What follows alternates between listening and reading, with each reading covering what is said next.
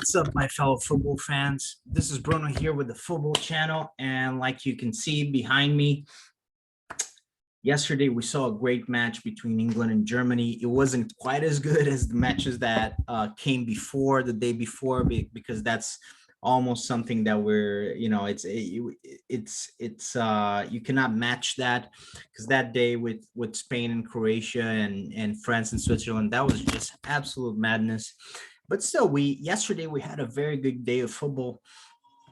England, for the first time in forever, they were able to beat Germany. I think the last time they beat Germany in an official competition, it was like 50 years ago or 60 years ago. I think it was in 1966, when they won the World Cup for the first and only time.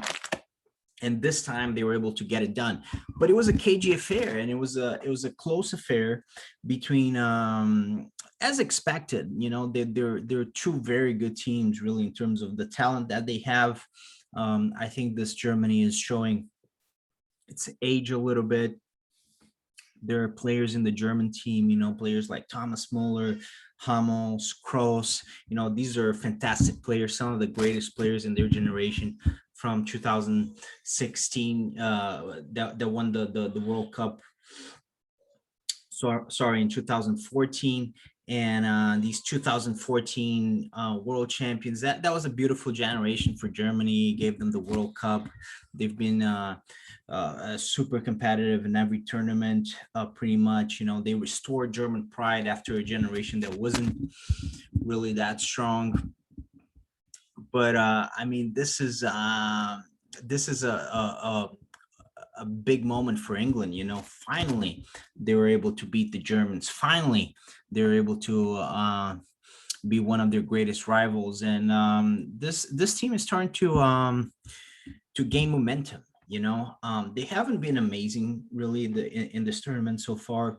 They haven't been super impressive, but and you look at the collection of talent that England has, with, I mean, the list just goes on and on. If I list them here, Harry Kane, Calvert-Lewin, Rashford, Mount, Foden, Saka, Grealish, um,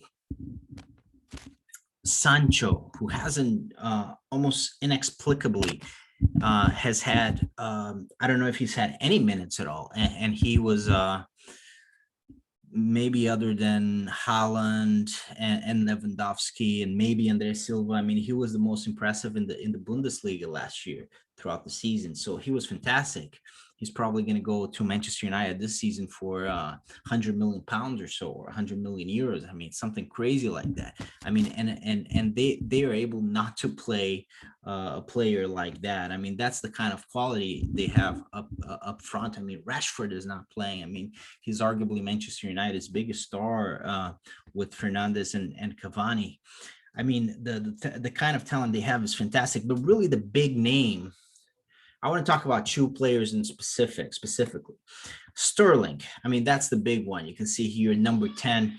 And Sterling, once again, I don't know why the media and some of the fans, I mean, and I do know why. He hasn't had the best season for Manchester City, but he's a fantastic player, and he's going to end up being England's MVP, not just in this match, but in the tournament. So all the criticism that he has received from the fans, from the media, I think you don't talk your way out of a situation like that when you're being targeted like that. But what you do is you revert things by playing well and by scoring goals, and that's exactly what Sterling is doing.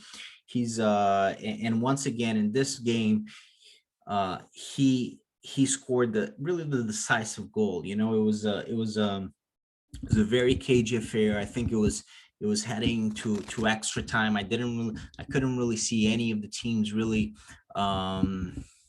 being much better than the other one, but you needed a moment of brilliance, and it's a good play by England, and Luke Shaw being important in the left flank, and Sterling especially. I mean, he's showing up for England in these big moments. Um, Also, Grealish again has shaken things up when he came into the game. Another the second goal scorer was Harry Kane. Harry Kane scored the second goal, but I think with Harry Kane is a little bit different. I think with Harry Kane, obviously he comes in as the biggest England star. You know, he's the guy that's supposed to make things happen. You know, big star for Tottenham, big star for England, the captain. And he hasn't really shown up yet, except for that second goal, which was the goal that really sealed the deal. And Germany, look, let's not forget, this was not a convincing performance by England. I mean, they beat Germany 2-0. They kept another clean sheet, that they haven't conceded a goal in 4 matches. And that is probably the most impressive thing so far for them, that they are solid. And it speaks volumes to the quality of this team, and how dangerous they are, because Southgate has been able to turn them into a very solid side. And that's important, because if he can finally figure out how to make all those attacking talents flourish up front, that hasn't really happened so far. Not even in this match against Germany. But if he can get those attacking talents flourish and keep that solidity of the team, I mean, this will become, with the teams that are still in the competition, I mean, this is an unbeatable side, really, if he can do that. Kane, in order to do that, Kane needs to play better, or perhaps, he needs to introduce another element, maybe Rashford. He's not going to do that, really. I think it wouldn't be crazy to do that, because Kane is really not in good form right now, and maybe even I would maybe rest him for a game, and give Rashford an opportunity, or Calvert-Lewin an opportunity up front, honestly, because I mean, Kane is not playing well, and maybe he needs to rest a little bit. Maybe he needs one game to rest. I'm not really sure. I'm not really sure what's going on, but he did get his goal here, and maybe, look, maybe this will ignite Harry Kane. He was looking a little bit better towards the end of the game, dropping back a little bit like he does for Tottenham. Setting up. For Tottenham, he has the opportunity to set up Son, and Lamela. But England has amazing talent. So if he can do that and set up, guys like that are goal scorers as well, wingers like Sterling, like Sancho if he's playing, like Grealish if he's playing, Foden, Mount, Saka, they have so much quality. If they can get Harry Kane to play that role that he plays for Tottenham, someone who scores goals but also makes great assists, makes them play well up front, I mean, that would be ideal, and certainly Kane has the capacity to do that, but so far we haven't seen it. But he did score his goal today, and that was a decisive goal. And Germany had the opportunity with Thomas Muller, and I was watching the game, listening to the BBC commentary, and they said something like, and there goes Thomas Muller, and it was a terrible back pass by Sterling. So it would have been, I'm sure, I'm glad Muller didn't score, because it would have been fortunate for Sterling. But it was a bad back pass, and Muller could have scored. And they said something like, Muller, England's nemesis once again, but not this time, and this time was different. That was the moment of the match, and it was different this time. England got it done. They weren't frustrated by the Germans. The Germans didn't win. The old saying that, football is it's something like, football is a game, 11 play against 11, and Germany always wins.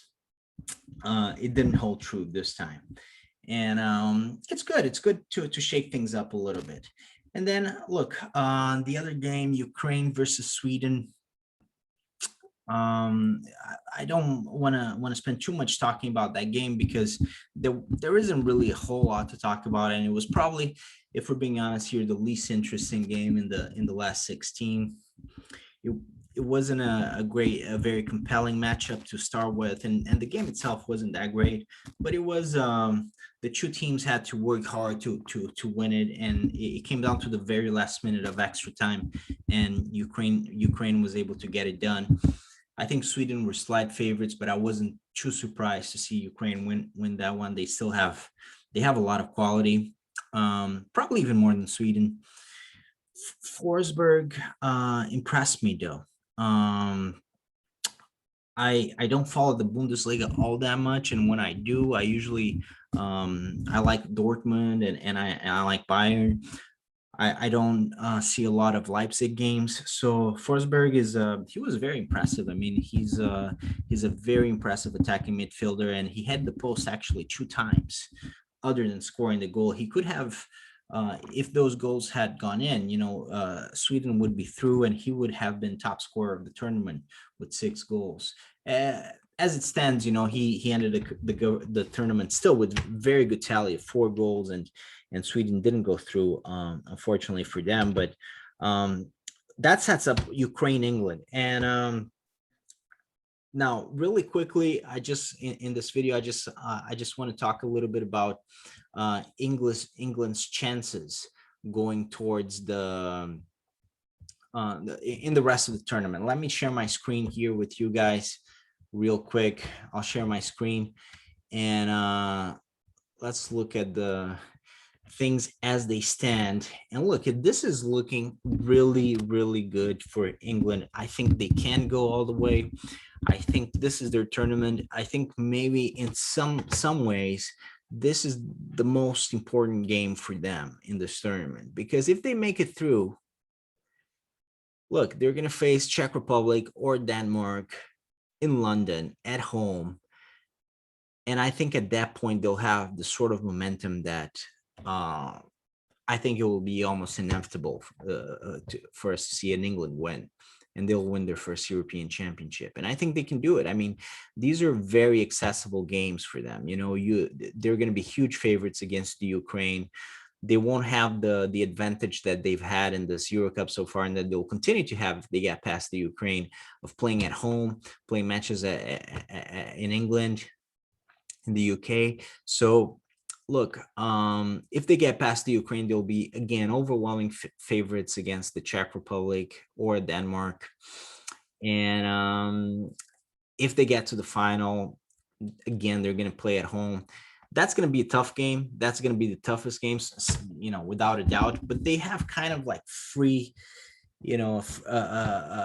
free range until the final here. Quarterfinals, semifinals. I think those are essentially 2 reasonably easy matches for them. And I think the most complicated of those 2 matches will be the Ukraine, because they're not playing at home. I think they beat Czech Republic or Denmark. I think they beat them easily at home in London, but then the final, yeah, that will be a different thing.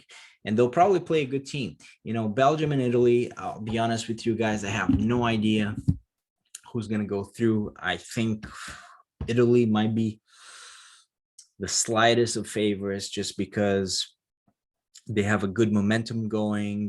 They're a solid side. They've been playing well, and Belgium might have a serious problem with injuries.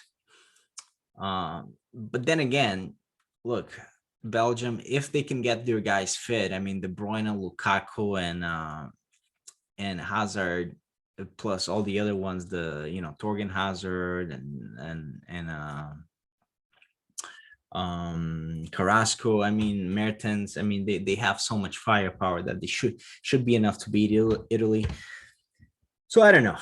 Honestly, I don't know. Any one of those teams, though, will play probably Spain, but we saw Switzerland, beat France. So, you never know. Switzerland has shown a lot of character. They played well against France as well. So you never know what might happen. But I'm guessing, we'll see Belgium, Italy, Spain, face England in the final. I mean, I think that's going to be the final. I kind of fancy an England-Spain final. I would prefer to see Belgium or Italy in the final. But Spain, it's sort of like England, they have a momentum going, and they didn't start so well. They didn't start the tournament so strong, but they're looking better and better. And in fact, they look largely impressive against Croatia. The only problem is that they conceded 3 goals, but they're starting to look really electric in attack, and they're starting to really turn their possession game into really a number of chances. And now, and Morata scoring that goal, I mean, that's going to give him a little bit more confidence as a number 9. So I like Spain, and I like England. And I think, can England go all the way? I think so. I think so. I think this is going to be their tournament, to be honest. I think after France's defeat against Switzerland, I think I think this is going to be England's time. And just one last remark. I mean, all the favorites were still in it going to the round of 16, and now we saw Portugal fell, current European champions. France fell against Switzerland, current world champions. Croatia, runners up in the World Cup, also lost against Spain. That one kind of like predictable, but still, or expected, I should say. Germany, big powerhouse, also lost against England. The Czech Republic beat the Netherlands, who look very good and had won the first 3 matches. So all the favorites sort of like fell in this round of 16. But now we're left with England, Belgium, Italy, and Spain, arguably of the big ones. And I think I like England's chances for this tournament. All right. And that's it. This was a little bit longer than I anticipated. So thanks for watching, and looking forward to seeing the Euros with you guys, and commenting on the matches in the future. Thank you.